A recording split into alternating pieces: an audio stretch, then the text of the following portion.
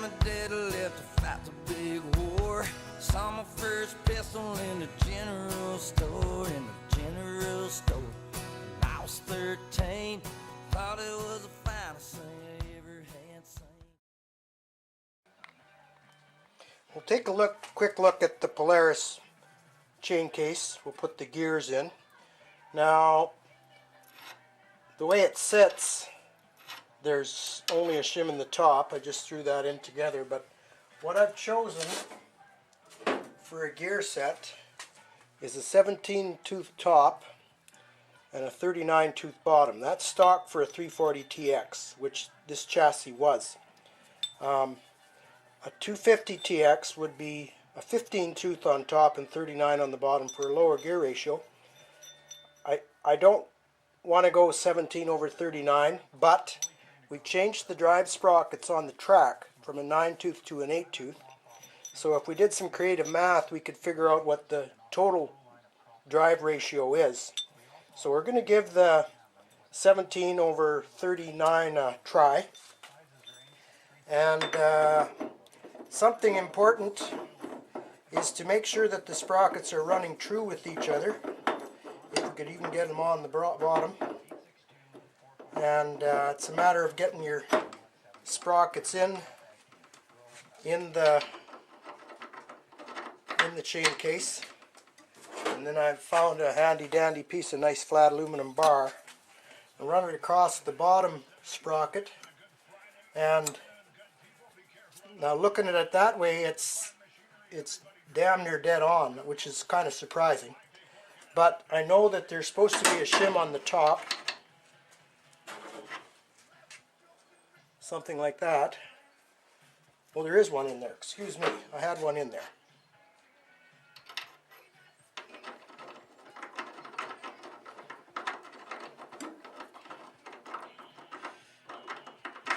Now the other chain cases on the other sleds will be very similar. It's a good practice to make sure that you are lined up. I think the bottom sprocket could use a thin shim. So we'll put in, this is probably a 1/16 of an inch. And that likes to be in there so good it's stuck already. I didn't lube that.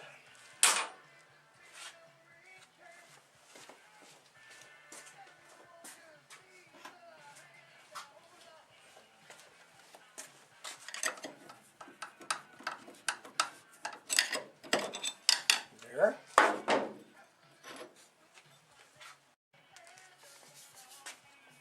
Just give it some silicone lube just for now.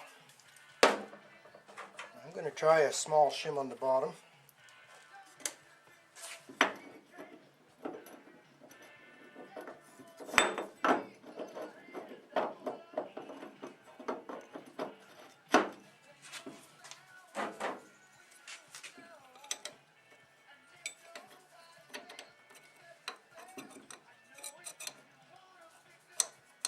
And I think we need even additional shim on the bottom. It did have two, and it looks like that's where we're going to end up.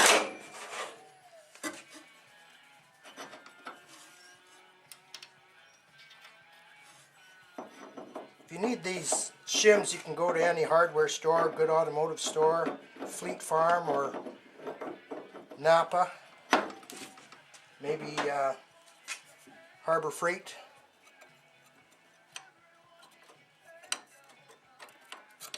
And we're still just a wee bit high on the backs, on the top sprocket.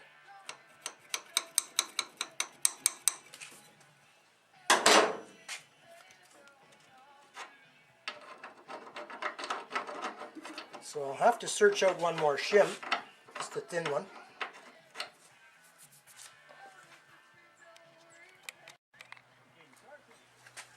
So I've added a third shim to the bottom, which is a little bit concerning. I didn't want to shim it out that far.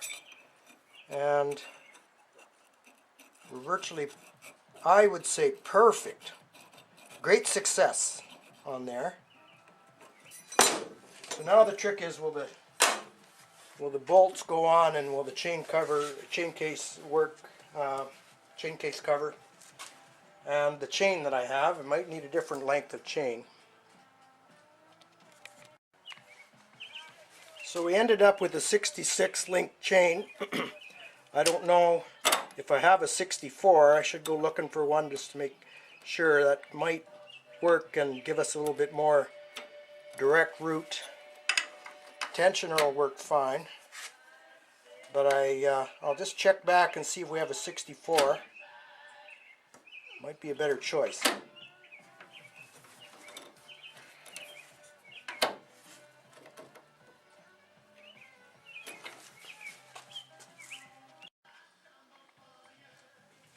So I checked my part stock and I did have a 64 link chain. Now, it won't take a whole bunch of tensioner action to make that a nice run. And because the chain doesn't have to make the wicked curve, I think it'll use less energy. I'm lucky. I've been farting around with these old sleds for a long time, and I've got assembled an assortment of good parts that I can rely on. So we'll put the bolts in.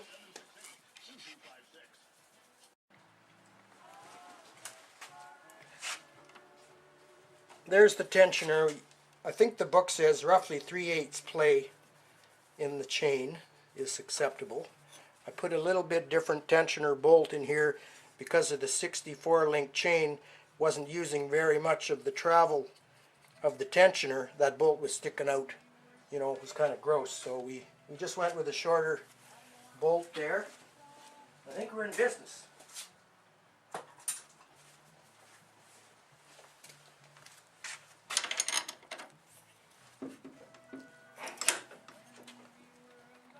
Great success. Now please don't watch. This looks pretty hacky, but actually I've seen this suggested in service manuals for flywheel bolts in bikes. I put a little bit of Loctite on these 5/16 bolts just for race performance. And try the cover on there.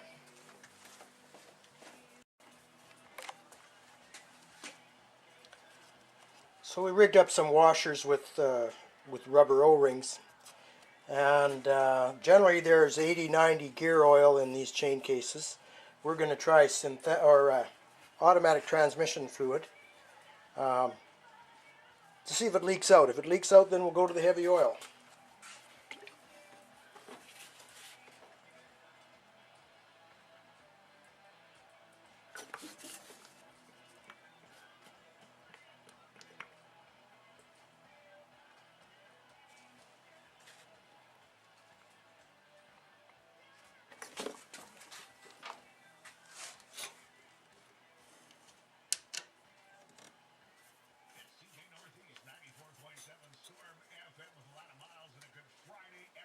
We go to great lengths to build a nice, clean, grease-free snowmobile, and one squirt of oil ruins that.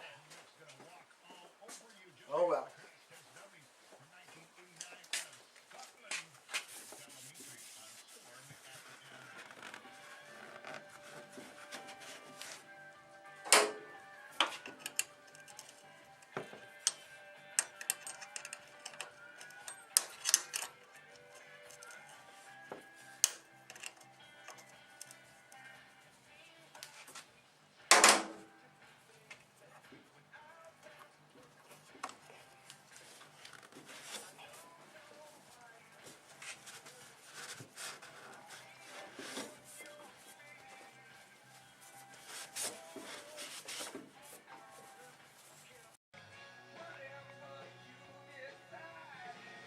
So the front tie rod installed.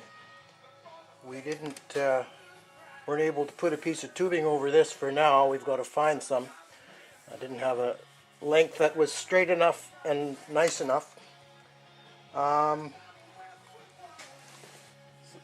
Something I learned years ago while working on communications towers is you put a bolt in so that you can see that it's loose, So by putting the nut up, if it becomes loose, you'll see there's a problem. And between heats, a person should look over his steering, make sure that the bolts haven't loosened off, or you'd hate to lose the heat or lose your life and limb because of a loose bolt, as we've seen happen here in Saskatchewan. So anyway, those are torqued down, and it may look like a lot of thread exposed, but there's a good inch inside here on both sides, so we're good there. And we'll just have to keep an eye on our splice as we race, but I do intend on reinforcing that. Next is the back one, which is also too short for the same reason.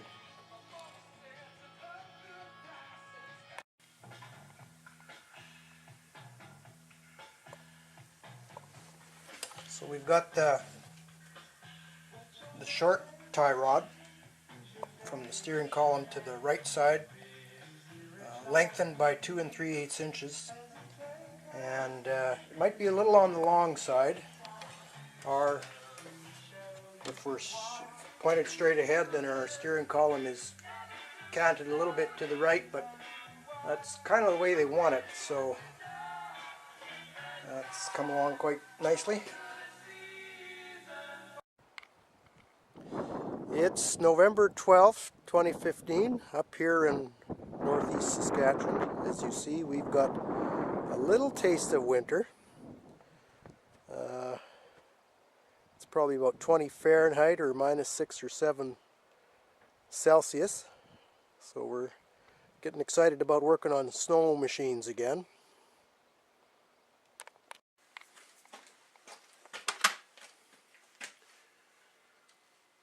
This is our heavy-duty ski saddle, which also has to be drilled out to be 5/16, and we'll tap a 5/16 thread in there. So we'll drill out the threaded part first, because I happen to have that drill in the drill bit in the drill right now.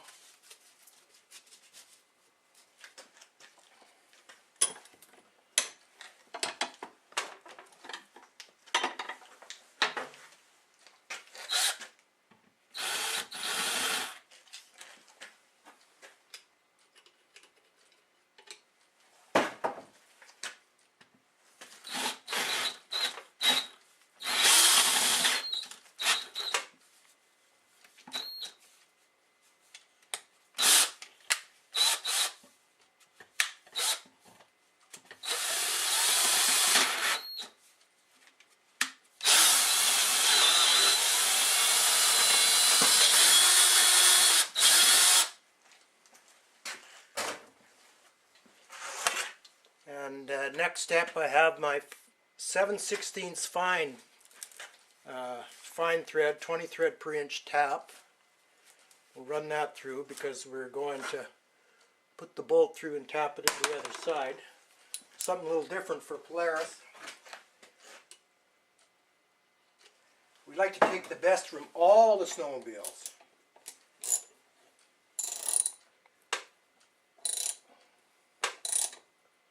Attempt to get the tap started straight.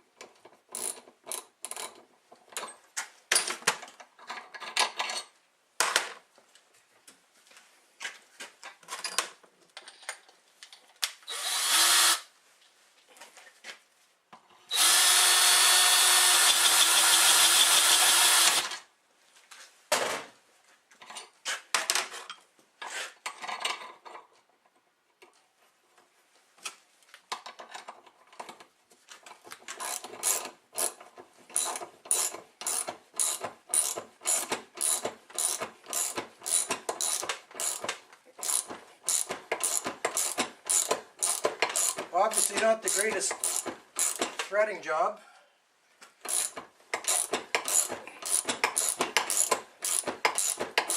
Might not need a lock nut.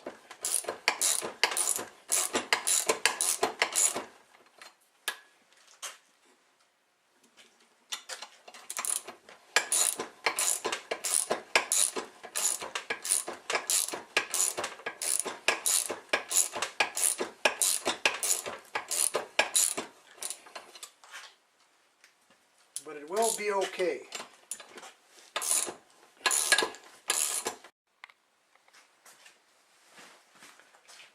So I've lengthened the shaft that'll go between the skis on the saddles, but it's a few thousandths. The piece I used is a few thousandths too big to slide my reinforcing tube over. So we're just fire up the clousing lathe and take a bit of that off.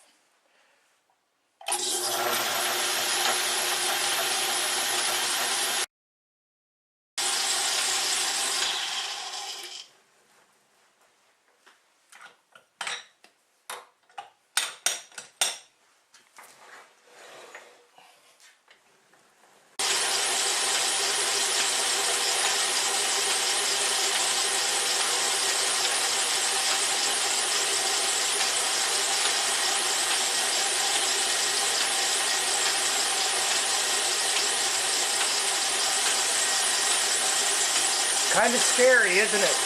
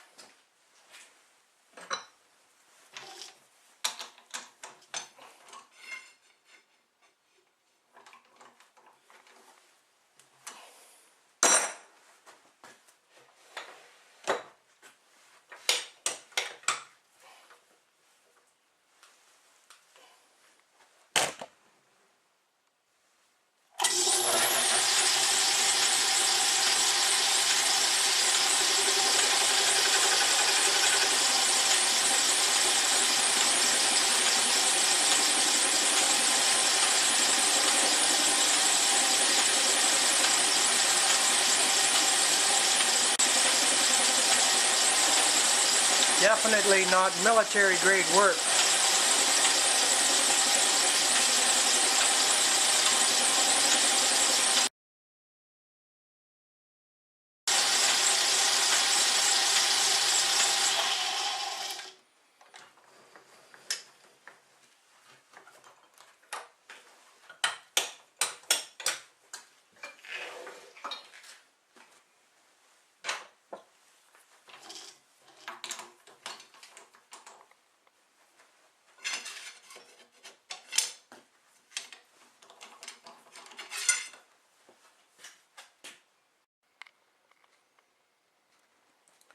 Well, here you have the finished product. Now, this is far from dialed in. It's going to need some tweaking.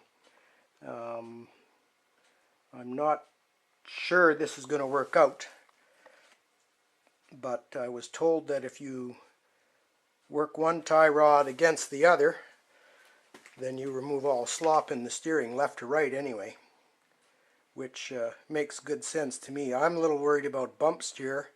If one ski goes up, it's going to want to pull the other one in.